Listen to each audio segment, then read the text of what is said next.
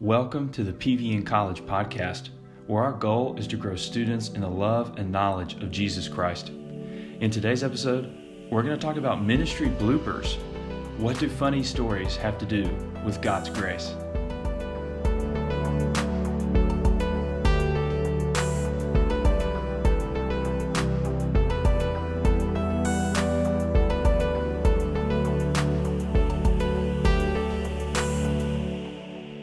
Our guest today is Stephen Daniel. Stephen is the next gen pastor at Cornerstone Church. He's been here in Rome since 2015.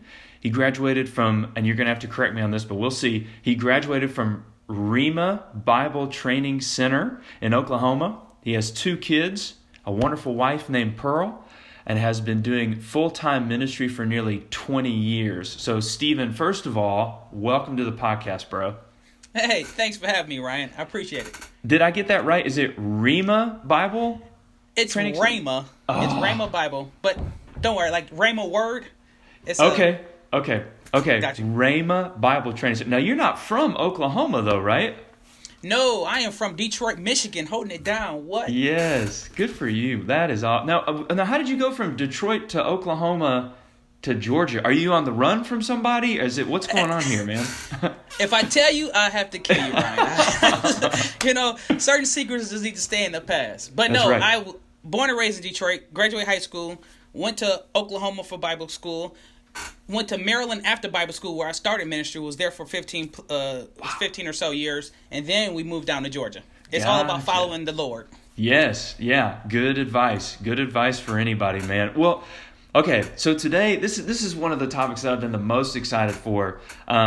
And one, I think you're perfect for it because you're just such a fun guy and an engaging guy to talk to. But today, we are talking about following the Lord. And we talk about, being a pastor and following the Lord, or just people in general, following the Lord through suffering and through trials and through stress and anxiety, which is what's going on right now.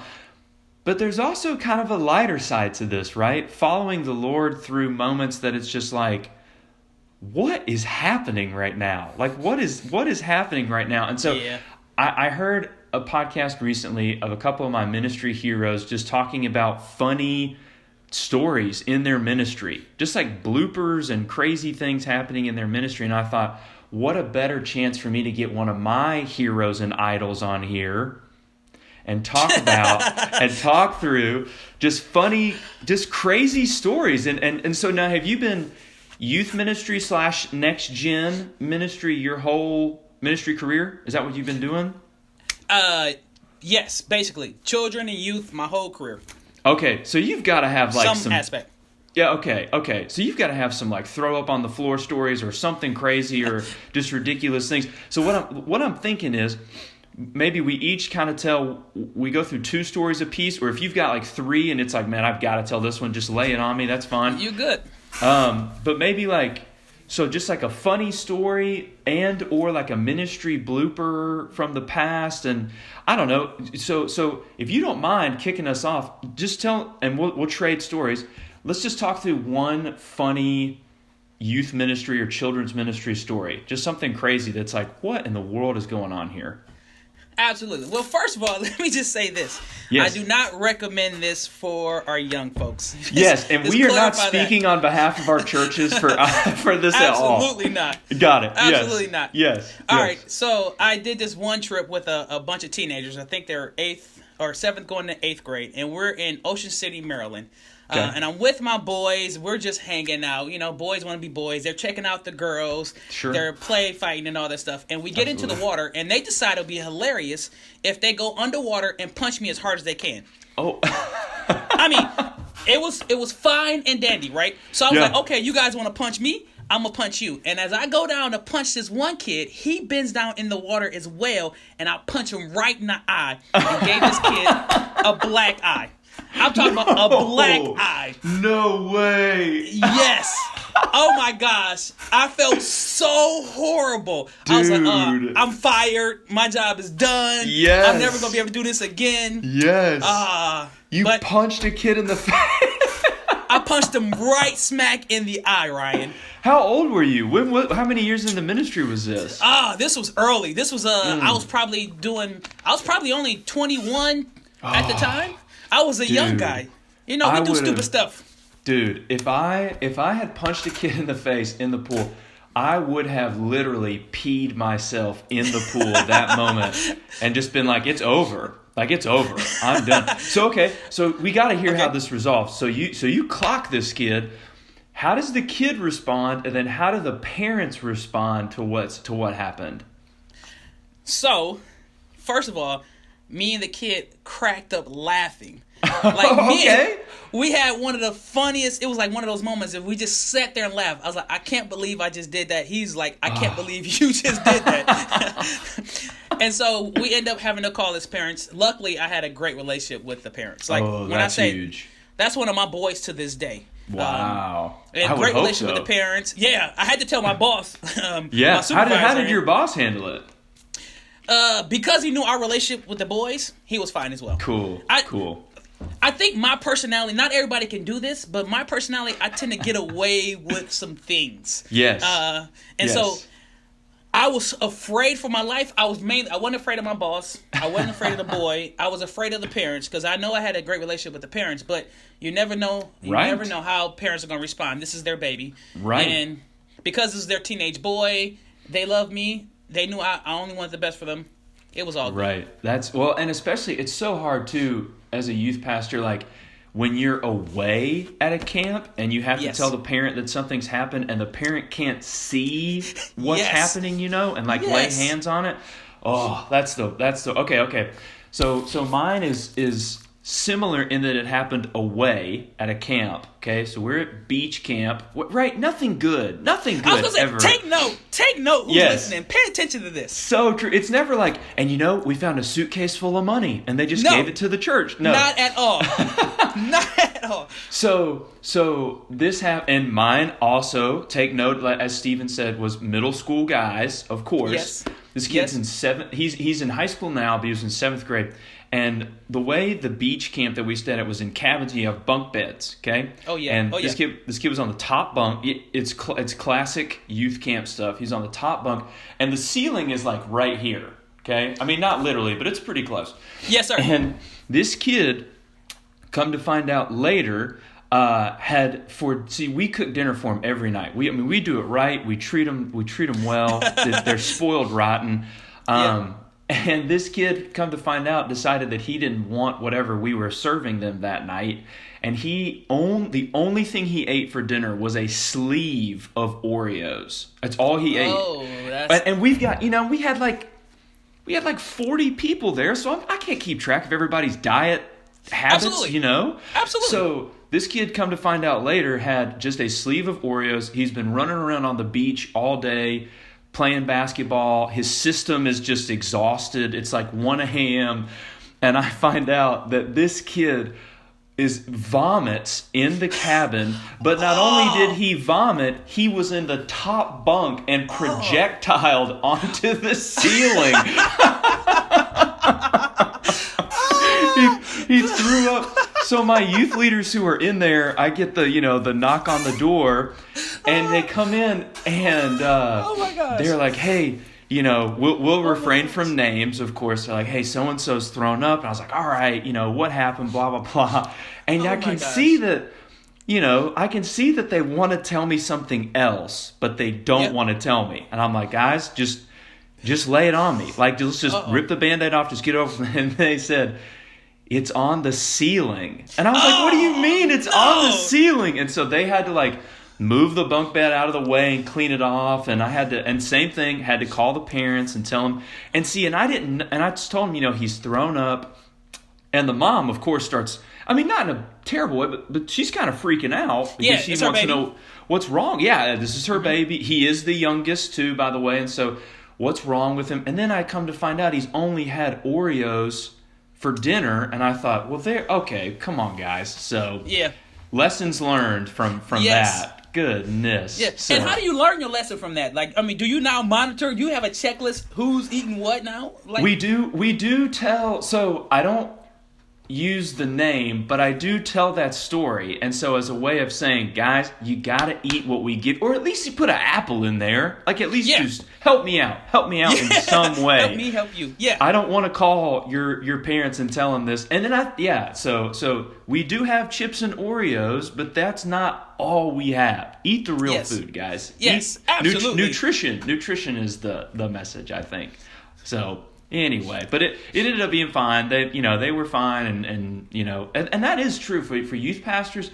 Having parents who are just kind of just a little more flexible, willing to roll with it. That's huge. It's just huge. That is huge. It made me think of a boy that I took on a missions trip. I'm 40 now, so this was 3 or 4 years ago. I took this boy on a missions trip, and he had a similar thing. When I say, in the morning during the missions trip, you prepare your lunch, you bag your lunch, you put it in a case, and everybody goes their separate ways. Right. We get to our different sites. This is not 1 day, not 2 days. This is 3 days straight. We get to the different sites, Ryan, and the boys' lunch is not in our case. Oh, the God. boys' lunch. And I swear, for the 3 days, I wanted to kill this kid. 3 in a row. 3 in a row. I told him after the first day, all right, I'm going to give you my sandwich today. You can eat it. It'll be all good. Because, we're trying to take care of other people's kids. Yes. All that good stuff. But on the third day, I was like, I almost cussed. Look, you're just not going to eat. I cannot go without food. I'm a big dude. I'm just a man. I have limits. Like, what do you want me to do? Yeah. Oh my gosh. No.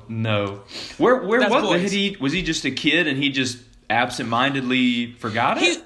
He is very absent-minded. We even reminded him on day 2 and 3. So every day somebody was assigned to, and I reminded him on day 3, put your lunch in the box. By day 4, he finally had his lunch, and that was fine. But those 3 days, I swear, we're like, what are you doing? We told you to do it. It's boys. All the time. Okay, so that was the kid forgot to pack his lunch. Do you have another one for us? Bring us home, man. You think I would learn my lesson from punching the boy in the face when I was a young lad? Okay. So I have a boy. I'm going to call him out on this podcast. His name is Tristan. Okay. That's my boy. He's no longer here. They moved to Louisiana. His father was an elder of our church. Okay. We're on a missions trip, and I find things hilarious. So I'm like, you know what? Tristan, I'm going to do a magic trick for you, right? I put my hands like this next to his face. I'm going to do a magic trick for you. He goes, all right, what's the magic trick? I'm like, close your eyes.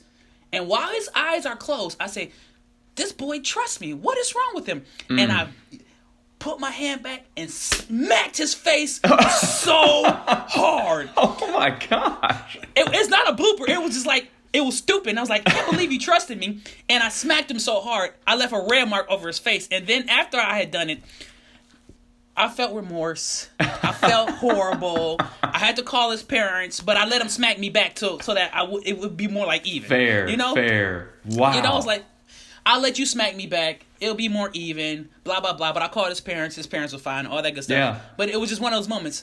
Why am I putting hands on kids? I have no idea. Sure. I was about to say, surely though, silver lining. I bet you have no behavior problems in your youth group because they know.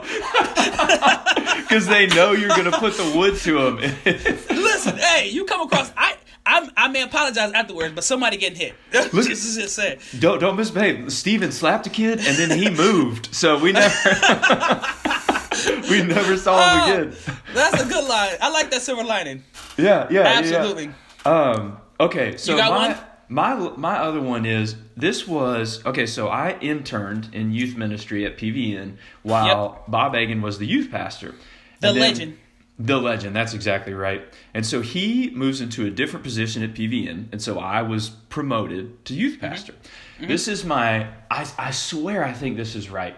This is my first Wednesday night in youth ministry as the guy. You know what I mean? Because there's a difference between interning and then, because when you're the guy, if something goes wrong, everybody's looking at you. It's on you. Yeah, exactly. Absolutely. So I'm in the sound booth, and so the way we do it is we have a game, and then we have a worship set, and then I come up and teach. So we've done the game, we're in the middle of a worship set, and oh my gosh, it was the kid who threw up Okay. Oh, gosh. But he brought a friend that night. Brand new kid. Okay. Nice kid. Okay. Never met him before. New kid. So he brings this kid, and there's probably, I'm gonna guess we have about 30 in the room that night. So, and the reason I say that is because you can't see everybody individually. It just kind of looks like a big crowd. Yes, sir. So they're worshiping, they're singing, and all of a sudden, and then again, this is my first night as the guy, and the guy's, strumming the guitar, singing, and all of a sudden I hear this wham, and I was like, that was weird. And the musician was like, what? Hey Ryan, come up here, man, come up here. This new kid out of nowhere has just passed out and slammed onto the floor, and all the students are like looking at me, and I was like, Bob, you got to be kidding me! You planned this, because the first night he's gone, he's like, all right, let's show this kid, and so the kid is just out. He is face down on the ground, passed out, and so I come up there. I have no idea. That's the thing too, Stephen. I think, and I'd be curious to get your thoughts on this.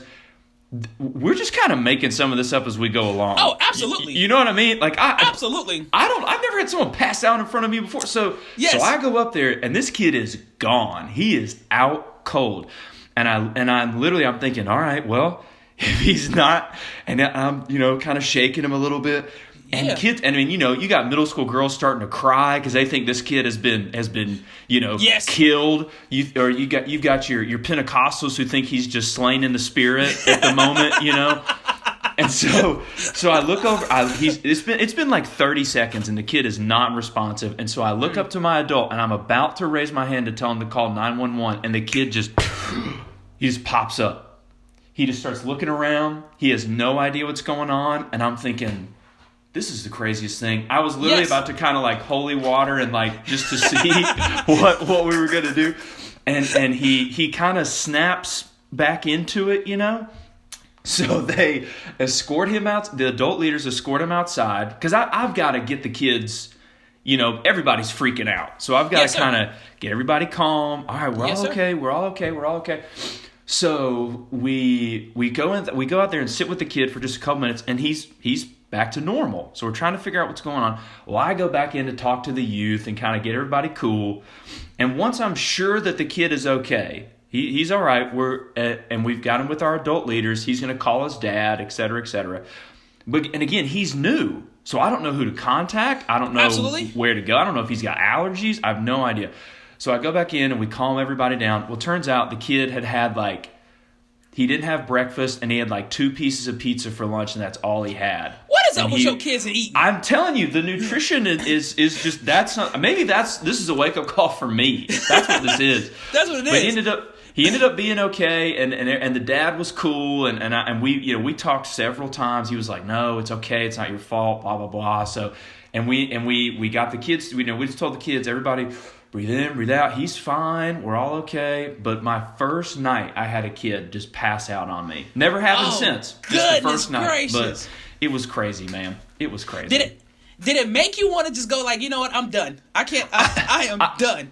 In all honesty, I think it was almost, if I can say it like this, it was almost a good thing, because I was like, well, it's not going to get any worse than this. I'm not going to have anybody lose consciousness on me next week. Yeah, you know what I mean? So, absolutely. That was helpful too, but anyway, so and I just think, I think it's just cool because you look back at all the craziness that you've done and that we've been through, and it's like, man, the Lord's got me through this, and it's, I don't know, man, what do we learn from that? The first thing that I think is that, one, it's a good reminder that we're not perfect. We're not the savior of the church. You know what I mean? Amen. Yes, sir. That was super helpful for me, and it's just so cool to see God's grace through all these crazy things of like, man, He got me through that. He got me through that. I'm still doing this job. It's just encouraging. I don't know. What do you think, man? Well, I think of the fact that how loving and graceful God is, but I think of the fact that we mess up so much. Yeah. I don't have time to go through the laundry list of things that I've done wrong in ministry. Sure. But the fact that we've messed up so much, and yet we continue to be able to do these things, right? how I have failed, how I've punched a kid in the eye, smacked a kid, and yet God says, you know what? I still choose you to be the minister to those young people. Right. You know, I think that's beautiful. For anybody that's listening right now, realize you're going to mess up. We're going to make mistakes. You're gonna do bonehead things. Yes. But God still called you. It's not based on what you do. It's based on who God called you to be. Man, that's exactly right. That's exactly right. I couldn't put it any better than that, man. This was awesome, Stephen. Just the wisdom and the fun stories. We will definitely do this again if you're game Absolutely. For it. I got plenty. Yes. we need to get some other guys on here and just have a round table. But man, Stephen, thanks for being with us today, man. Absolutely. It's a pleasure. It's a pleasure being here, Ryan. I thank you so much for having me, and keep up the great work. I've been watching your podcast, and it's like, oh man, Ryan's forever doing something, man. I love that guy. Dude, so thank you for having me. I love it, man. For more information on this topic, message us on Instagram at PVN College. Listen to the PVN College podcast through Apple Podcasts or on Spotify. Watch this podcast on Instagram TV at PVN College or on our YouTube page, Pleasant Valley North. We love you guys, and we'll see you next time.